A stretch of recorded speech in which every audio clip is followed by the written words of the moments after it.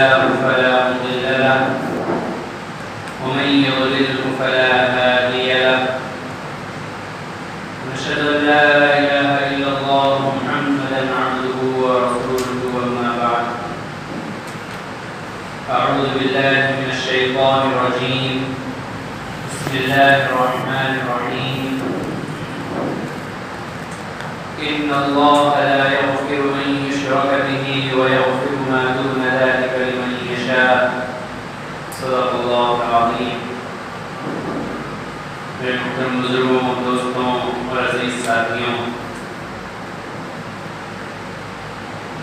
ابھی آپ کے سامنے قرآن مجید کی جو آیت شریفہ تلاوت کی گئی ہے، اس کا ترجمہ یہ ہے کہ یقیناً اللہ تعالیٰ اپنے ساتھ شرک کرنے والے کی مغفرت نہیں فرمائیں گے، اس کے علاوہ جس گناہ کو چاہیں گے معاف فرمائیں گے۔ اس آیت کریمہ میں اللہ تبارک و تعالیٰ نے واضح پیغام دیا ہے کہ اگر آخرت کی فلاح و بہبود چاہتے ہو تو اس کے لیے اولین شرط یہ ہے کہ اپنے آپ کو شرک سے پاک کیا جائے۔ بغیر شرک سے پاکی کے، یعنی جب تک شرک کی گندگی سے دل پاک نہیں ہوگا، کسی بھی عبادت کے کوئی معنی نہیں بنتے۔ اگر کوئی کلمہ پڑھے لیکن اس کا دل شرک سے بھرا ہوا ہو، اللہ کی وحدانیت کا وہ یقین نہ رکھتا ہو، نبی کریم صلی اللہ علیہ وسلم کی نبوت کا یقین نہ رکھتا ہو، تو ظاہر ہے وہ مسلمان نہیں ہو سکتا، وہ توحید پرست نہیں ہو سکتا۔ اور اگر کوئی یہ سمجھے کہ بغیر کلمے کے نیک کام کرنے سے، عبادتیں کرنے سے اور لوگوں کی مدد کرنے سے یا دنیا کی دیگر اچھے کام کرنے سے وہ جنت کا مستحق بن جائے گا، تو یہ بھی غلط تصور ہے۔ اس لیے کہ اللہ تبارک و تعالیٰ نے واضح انداز میں یہ بتا دیا کہ تمہارے ہر عمل کے لیے سب سے پہلی شرط ایمان کا ہونا ہے، شرک سے پاک ہونا ہے۔ جب تک شرک سے پاکی نہیں ہوگی کوئی عمل قابل قبول نہیں ہوگا۔ اور شرک اللہ کی نظر میں اتنا بڑا گناہ ہے، اتنا بڑا گناہ ہے کہ اللہ اگر چاہے تو ہر گناہ پہ معافی دے گا، لیکن شرک پہ معافی نہیں دے گا۔ شرک کرنے والے کے لیے ٹھکانہ صرف اور صرف جہنم ہے۔ آخرت میں عذاب اور حساب و کتاب آخرت میں قیامت کے روز 3 طریقوں سے لیا جائے گا۔ 3 چیزیں بنیاد ہیں۔ پہلی تو یہی جو آیت میں پڑھی گئی کہ ان اللہ لا یغفر ان یشرک بہ، اللہ کا برملا اعلان ہے کہ اس شخص کے لیے کوئی معافی ہی نہیں ہے جو شرک کرتا ہو، تو اس کے لیے تو ٹھکانہ سیدھا کا سیدھا جہنم ہوگا۔ دوسری اور 2 بنیادیں ہیں جس پر حساب و کتاب لیا جائے گا، وہ ہم سب سے متعلق ہے۔ شرک کہہ کے ایمان والوں کو اور مسلمانوں کو الگ کر دیا گیا، لیکن یہ جو 2 بنیادیں ہیں اس میں تمام کے تمام لوگ شامل ہیں۔ وہ کیا ہیں؟ ایک حساب و کتاب ہوگا حقوق اللہ کے متعلق، یعنی ان حقوق کے متعلق جو اللہ سے وابستہ ہیں۔ دوسرا حساب و کتاب ہوگا حقوق العباد سے متعلق، یعنی وہ حقوق جو بندے سے وابستہ ہیں۔ اب کیا کیا ہیں یہ حقوق؟ اللہ تبارک و تعالیٰ سے وابستہ حقوق ہیں نماز کا قائم کرنا، حج کرنا، زکوٰۃ دینا،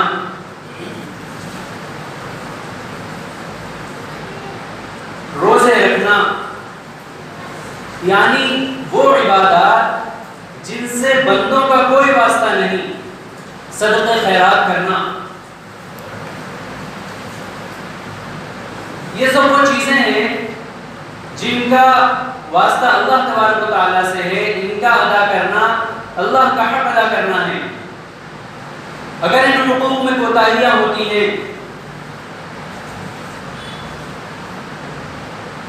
تو بہت امید ہے کہ اللہ تبارک و تعالیٰ معافی کے بعد اللہ تبارک و تعالیٰ ان کو معاف کر دے اور آخرت میں پکڑ نہ کرے۔ یہ ضروری نہیں ہے، یہ اللہ کی مرضی ہے۔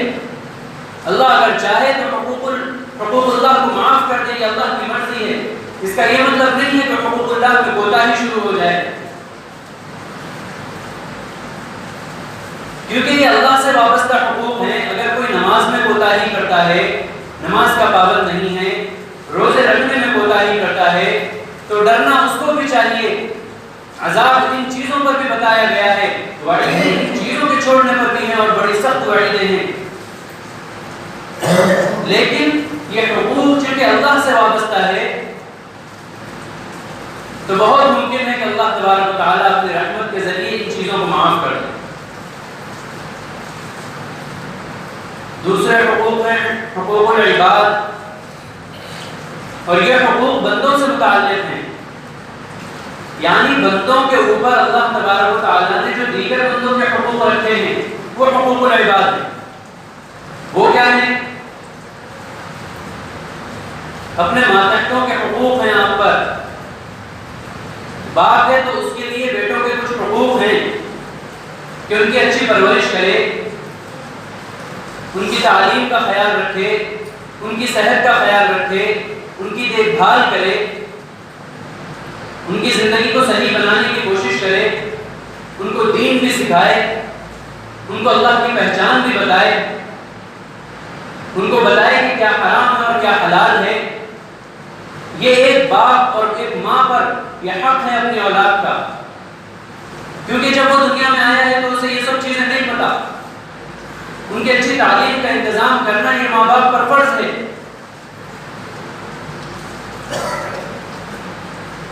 اسی طرح پھر ہر رشتہ اس کے تحت آتا ہے، اور پھر اس سے آگے بڑھ کر انسانیت کے حقوق اس میں شامل ہوتے ہیں کہ اگر کسی نے چوری کی تو وہ ایک انسان کا حق مارا ہے، اگر کسی سے جھوٹ بولا تو وہ ایک انسان کا حق مارا ہے، اگر غیبت کی تو وہ ایک انسان کے حق میں کوتاہی ہوئی، اگر کسی سے حسد جلن دل میں پالی تو وہ ایک انسان کے حق میں کوتاہی کی، اگر کسی کا مال ناحق کھا گیا، یتیم کا مال کھا گیا، بہنوں کا مال کھا گیا، ماں باپ کا حصہ ان کو نہیں دیا یا ان کے ساتھ اچھا برتاؤ نہیں کیا، تو یہ ساری چیزیں حقوق العباد میں شامل ہیں۔ اور یہ حقوق العباد کا معاملہ بڑا سخت ہے۔ حقوق العباد اس وقت تک معاف نہیں کیے جائیں گے جب تک کہ اس بندے سے معافی نہ مانگی جائے جس کا وہ حق ہے۔ ایسا نہیں ہے کہ حقوق العباد کے متعلق اللہ سے معافی نہیں مانگنی ہے، اللہ سے معافی مانگنی ہی ہے، اللہ سے توبہ کرنی ہی ہے، ساتھ ہی ساتھ جس کا وہ حق ہے اس سے بھی معافی مانگنی ہے۔ اس وقت تک وہ حقوق العباد معاف نہیں کیے جائیں گے۔ ایک مرتبہ نبی کریم صلی اللہ علیہ وسلم نے صحابہ اکرام سے پوچھا کہ بتاؤ مفلس کون ہے، بتاؤ غریب کون ہے؟ صحابہ نے عرض کیا کہ ہم تو مفلس اسی کو سمجھتے ہیں جس کے پاس اچھے کپڑے نہ ہوں، جس کے پاس رہنے کے لیے گھر نہ ہو، جس کے پاس کھانے پینے کی اشیاء نہ ہو، ہم تو مفلس اسی کو سمجھتے ہیں۔ نبی کریم صلی اللہ علیہ وسلم نے ارشاد فرمایا مفلس وہ شخص نہیں ہے جس کے پاس اچھے کپڑے نہ ہوں، مفلس اور غریب وہ شخص نہیں ہے جس کے پاس کھانے پینے کی زیادہ چیزیں نہ ہوں، مفلس وہ شخص نہیں ہے جس کے پاس اچھا مکان نہ ہو، بلکہ حقیقی معنی میں مفلس وہ شخص ہے کہ جس نے اس دنیا میں خوب نیکیاں کمائی ہوں گی، خوب نمازیں بھی پڑھی ہوں گی، خوب روزے بھی رکھے ہوں گے، خوب صدقات اور زکوٰۃ بھی ادا کیے ہوں گے، خوب عمرے اور حج بھی کیے ہوں گے، خوب غریبوں میں پیسے کو تقسیم بھی کیا ہوگا، اور کل قیامت کے دن وہ شخص ڈھیر ساری نیکیاں لے کر اللہ تبارک و تعالیٰ کی بارگاہ میں حاضر ہوگا. لوگ رشک کریں گے اس کے اوپر کہ اتنی ساری نیکیاں کما کر آیا ہے. لیکن جب حساب و کتاب ہوگا تو کچھ لوگ ایسے آ کر کھڑے ہو جائیں گے جو اللہ سے یہ کہیں گے کہ اے اللہ اس شخص نے میری غیبت کی تھی, اے اللہ اس شخص نے میری چغلی کی تھی, اے اللہ اس شخص نے میرا حق دبایا تھا, اے اللہ اس شخص نے میری جائیداد پر قبضہ کیا تھا, اے اللہ اس شخص نے میری تربیت صحیح نہیں کی تھی. اولاد بھی اپنے ماں باپ کے خلاف مقدمہ درج کروائے گی کہ اے اللہ میرے باپ نے مجھے دین کی تعلیم نہیں دی, مجھے پتہ ہی نہیں کہ اللہ کیا ہے, مجھے پتہ ہی نہیں تھا کہ اللہ کے رسول کیا ہیں. تو آج مجھ سے بڑا گنہگار میرا والد ہے, مجھ سے بڑا گنہگار میری والدہ ہے.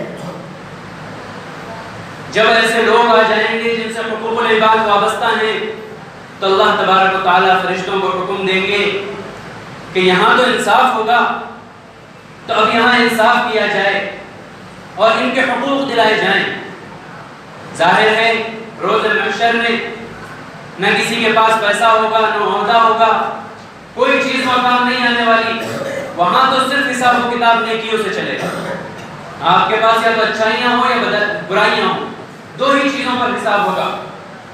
اب جب اس کے پاس اتنی ڈھیر ساری نیکیاں ہیں تو اللہ تبارک و تعالیٰ فرشتوں کو حکم دیں گے کہ اگر اس نے جس کا حق مارا ہے اس کا حساب اس طرح کرو کہ اس کی نیکیوں میں سے اس کا حق چکاؤ. اب فرشتے اس کا حق دینا شروع کریں گے. اگر کسی کا مال غلط طریقے سے کھا لیا تھا تو فرشتے اس کی نیکیوں میں سے اس کو دیں گے اور اس کا حساب کر دیا جائے گا اور بھجا دیا جائے گا. اور اگر کسی کو گالی دی تھی تو فرشتے اس کی نیکیوں میں سے حصہ لیں گے اور اس کو دیں گے اور اس کا حساب برابر کر کے بھجا دیں گے.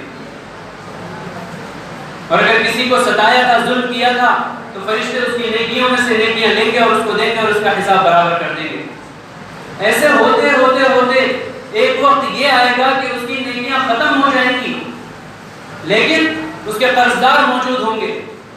وہ لوگ موجود ہوں گے جس کے ساتھ اس نے ظلم کیا تھا, جن کے حقوق ادا نہیں کیے تھے. جب فرشتے اللہ تبارک و تعالیٰ سے کہیں گے کہ اے اللہ اس کی نیکیاں تو ختم ہو گئی, تو اللہ تبارک و تعالیٰ کا پھر ارشاد ہوگا کہ ان کے گناہ اس کے سر ڈال دو جس کے ساتھ اس نے حق تلفی کی ہے. پھر یہ سلسلہ شروع ہوگا کہ جو حق کا مطالبہ کرے گا اس کے گناہ اس کے سر ڈال دیے جائیں گے. ہوتے ہوتے ہوتے نیکیاں تو بڑھ جائیں گی اور گناہ اس کے سر چڑھ جائیں گے اور گناہوں کا انبار لگ جائے گا. پھر اللہ تبارک و تعالیٰ حکم دیں گے کہ اس کو جہنم میں پھینک دو. تو حقیقی معنی میں مفلس یہ شخص ہے. نبی کریم صلی اللہ علیہ وسلم نے ارشاد فرمایا. ذرا غور کریں کہ ایک انسان جس نے بڑی مشقتیں اٹھائیں, دنیاوی زندگی میں اللہ کو راضی کرنے کی کوشش میں لگا رہا, وہ نمازیں بھی قائم کرتا رہا, وہ روزے بھی رکھتا رہا, اللہ کے خاطر اپنے آپ کو بھوکا رکھا, اس کی نیت بھی غلط نہیں تھی, وہ نیت میں بھی صحیح تھا, اس نے اعمال بھی درست کیے. اس کے یہ وہ اعمال ہوں گے جو قبول کیے گئے, جو اعمال قبول نہیں ہوئے وہ تو الگ رہے, وہ تو پہلے ہی رد کر دیے جائیں گے. اس نے ساری کوشش کی اللہ کو راضی کرنے کی اور اتنا ڈھیر سارا مال لے کر وہ اللہ کے پاس پہنچا. ہونا تو یہ چاہیے تھا کہ اس کی مغفرت کی جاتی, لیکن ایسا کیوں ہوا؟ اس لیے کہ اس نے اللہ کے کچھ احکام تو مانے, جو اللہ سے متعلق حقوق تھے ان پر تو عمل کیا, لیکن حقوق العباد کو بھلا بیٹھا.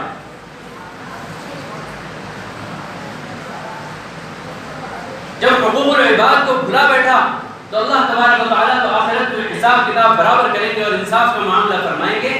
اس کے بدلے میں اس کی ساری نیکیاں خراب ہو گئی, بلکہ الٹا اس کے سر پہ اس کے گناہ آ گئے. تو یہ نحوست ہے حقوق العباد کے ادا نہ کرنے کی. اتنی سخت وعید ہے حقوق العباد کے متعلق. آج ہمارا مشغلہ کیا ہے؟ ہم کہیں چار دوستوں کے ساتھ بیٹھتے ہیں تو سوائے اس کے کوئی بات نہیں ہے کہ دوسرے چند دوستوں کی برائیاں کر دے, یا اپنے رشتہ داروں کی برائیاں کر دے, یا اپنے ملنے جلنے والوں کی برائی کرے. یہی مشغلہ ہے اور کوئی بات تو ہوتی ہی نہیں، اور اس کو گناہ بھی نہیں سمجھا جاتا، حالانکہ یہ غیبت ہے۔ نبی کریم صلی اللہ علیہ وسلم نے جب غیبت کے بارے میں فرمایا تو صحابہ نے کہا کہ اے اللہ کے رسول، اگر ہم اپنے کسی بھائی کی وہ بات کہیں جو اس کے اندر موجود ہے، وہ برائی کریں جو اس کے اندر موجود ہے، تو کیا یہ بھی غیبت ہے؟ آپ صلی اللہ علیہ وسلم نے ارشاد فرمایا تبھی تو غیبت ہے اگر تم اپنے بھائی کی برائی کرتے ہو اس کے پیٹھ پیچھے، جو کہ برائی اس کے اندر موجود ہے، تب وہ غیبت ہے۔ اگر برائی اس کے اندر موجود نہیں ہے تو پھر تو وہ بہتان ہے، یعنی اس کے اوپر تم وہ الزام لگا رہے ہو جو اس کے اندر موجود نہیں ہے، یہ تو بہتان ہے۔ اگر اس کے اندر برائی موجود ہے پھر بھی تم کہتے ہو تو یہ غیبت ہے۔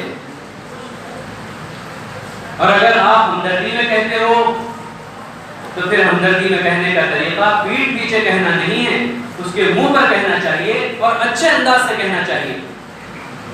اگر آپ کو اپنے کسی بھائی کی کوئی کمی لگتی ہے، مثال کے طور پہ کوئی جھوٹ بولنے کا عادی ہے اور آپ کو پتا ہے کہ یہ بہت جھوٹ بولتا ہے، تو اس کا حل یہ نہیں ہے کہ آپ دوسروں کے سامنے اس کی اس برائی کا اظہار کریں۔ اس کا حل تو یہ ہے کہ بڑے اچھے انداز میں اس کو سمجھانے کی کوشش کریں کہ تمہاری یہ عادت بری ہے، تم اسے چھوڑ دو، اس کی وجہ سے اللہ کا عذاب آئے گا، آخرت میں تمہاری پکڑ ہو سکتی ہے۔ لیکن وہ بھی سمجھانے کے کچھ اصول ہیں، کچھ طریقے ہیں۔ سمجھاتے وقت یہ خیال رکھا جائے کہ اس کی دل شکنی نہ ہو، لوگوں کے سامنے اس کو ذلیل نہ کیا جائے، لوگوں کے سامنے اس کی بے حرمتی نہ کی جائے، اس کا دل نہ توڑا جائے۔ ہمدردی نبھانے کا یہ اصول ہے۔ اسی طرح دیگر تمام چیزوں کے متعلق ہمیں یہ خیال کرنا چاہیے کہ ہم کہیں حقوق العباد میں کوتاہی تو نہیں کر رہے۔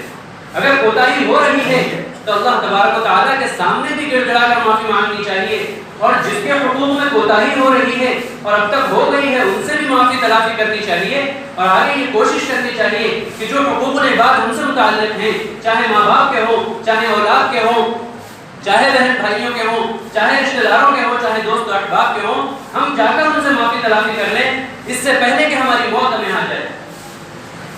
اللہ تبارک و تعالیٰ سے دعا ہے کہ اللہ تبارک و تعالیٰ کہنے سننے سے زیادہ عمل کی توفیق نصیب فرمائے۔